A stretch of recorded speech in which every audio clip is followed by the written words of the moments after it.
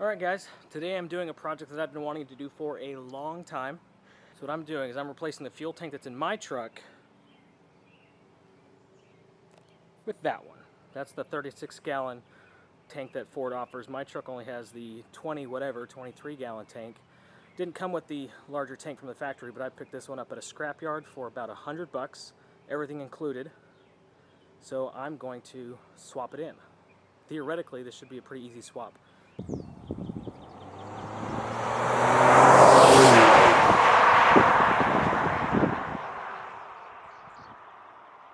So an observant viewer is going to notice that this is not actually a 36-gallon tank. This is a 23-gallon tank.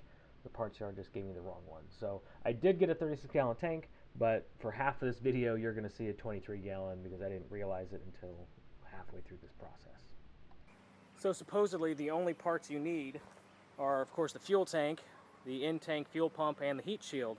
Supposedly everything else fits. The filler neck, the fuel lines, everything like that's supposed to fit. We're about to find out, and I sure hope that's the case because those are the only parts I have. I did actually get a couple of the fuel lines. The metal ones are pinched, so I can't use those, but I did get a couple of the extra just push connector fuel lines. So if I need to, I can use those, but theoretically, all you need is the tank, the heat shield, and the fuel pump. So let's see if we can get the old tank out. First thing I'm going to do is jack up my truck, give myself some extra room to work, and I'm always super afraid whenever I jack up a vehicle's back end, so I'm just being super careful here. And a jack stand for good measure. Now with the jack stand under the rear axle, I can use the jack to lift the tank itself so that the weight is not on the tank straps, so that we can get those loosened and taken off. I'm going to loosen the tank straps. They have one bolt each. That's all they have. It's a 15mm bolt. I'm going to use my impact to get these loose. And I'm going to leave them in place for now. I'm just going to get them loose so that I can get the whole tank a little bit more free.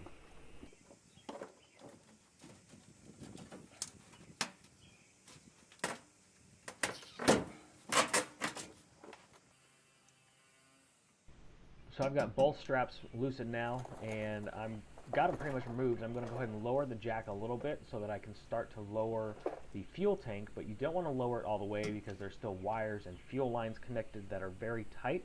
So you just want to get it a little bit lower so that you can get up there and start disconnecting all of your lines. Now the one thing that kind of holds the tank up after you get it dropped down is the filler neck, and it's just a rubber hose that goes between the tank and the hard line filler neck. And here I'm loosening the top end of that rubber neck. It's just a hose clamp, but I actually ended up removing the clamp at the other end by the tank. That ended up being a little bit easier. So you are going to need to loosen one end or the other. I ended up doing the one down by the tank.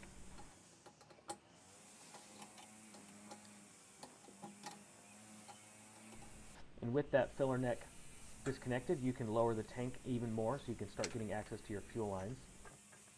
Near the back of the tank, these fuel lines start to connect to the tank itself, and there's a couple quick connect fittings that you can disconnect and then start to remove the lines from these white plastic little connectors on the tank, and that'll allow you to drop the tank even further.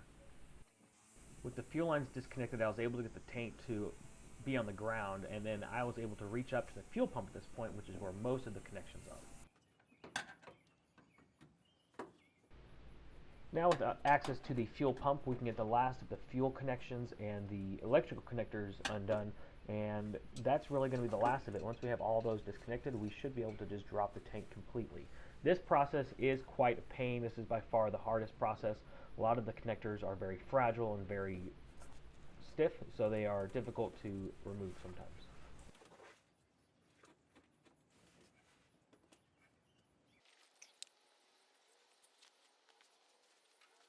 Now, unfortunately here I lost a bunch of my footage, but essentially I was able to get the tank down once I got all of those final fuel connectors and wire connectors undone, and then it just kind of fell out of place, just very easily.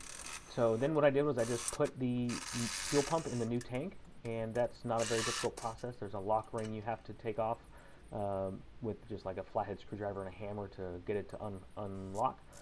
And then I just put the new tank back in where the old one was, and it's a very tight fit. It's as big as Ford could possibly make it, but using the jack to lift it up was very easy, not a problem. And then just one by one started reconnecting fuel lines and wire connectors, and then got those straps put back on, and it was good to go.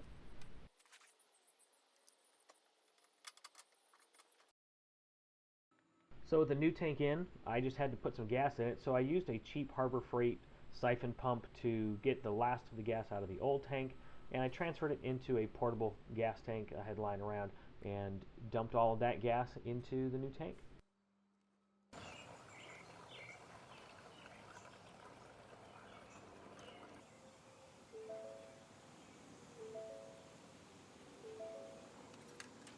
And the last thing I'm doing is I'm just cycling the ignition key multiple times to prime the fuel pump and the fuel line since they've been drained of fuel, just so that the engine can start with as little air in the lines as possible. I'm going to start it and you're going to hear it hesitate for a minute, but then it gets right back up to normal operating mode. So swap complete.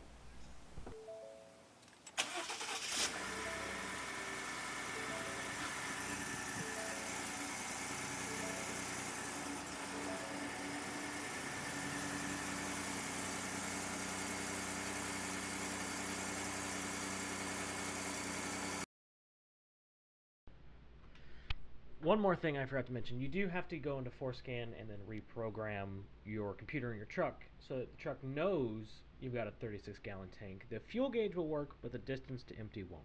So you do need to fix that. Then you're done.